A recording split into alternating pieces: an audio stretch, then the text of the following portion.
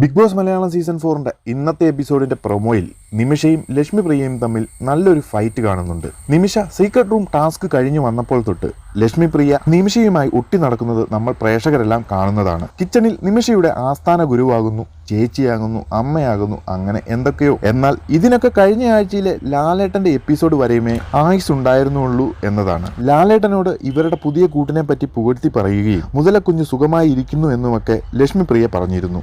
എന്നാൽ ഇത് കേട്ട ലാലേട്ടൻ തമാശ രൂപേണ സംഗതിയൊക്കെ കൊള്ളാം, എന്നാൽ മുതലക്കുഞ്ഞ് വിഴുങ്ങാതെ നോക്കിക്കോണം എന്ന് പറഞ്ഞ് അവസാനിച്ചില്ല.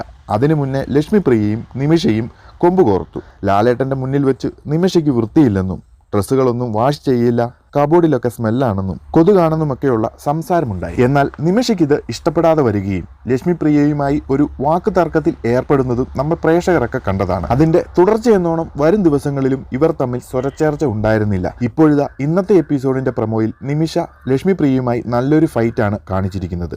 യഥാർത്ഥ കാരണം എന്താണെന്നൊക്കെ ലൈവ് കാണിച്ചാൽ മാത്രമേ അറിയുകയുള്ളൂ. എന്തായാലും ഡ്രസ്സുമായി ബന്ധപ്പെട്ടത് എന്തോ ആണെന്നാണ് പ്രൊമോ കണ്ടിട്ട് തോന്നുന്നത്. എന്തോ ബ്ലൗസ് ഊരിയിട്ടിരിക്കുന്നതോ നിമിഷ അതിനെപ്പറ്റി പറയുന്നതും നിങ്ങൾക്കാകാമെങ്കിൽ എനിക്ക് ആയിക്കൂടെ എന്നൊക്കെ നിമിഷ പറയുന്നുണ്ട്. എന്തായാലും അടുത്തൊരു ഫൈറ്റിനുള്ള വഴി തെളിഞ്ഞിട്ടുണ്ട്.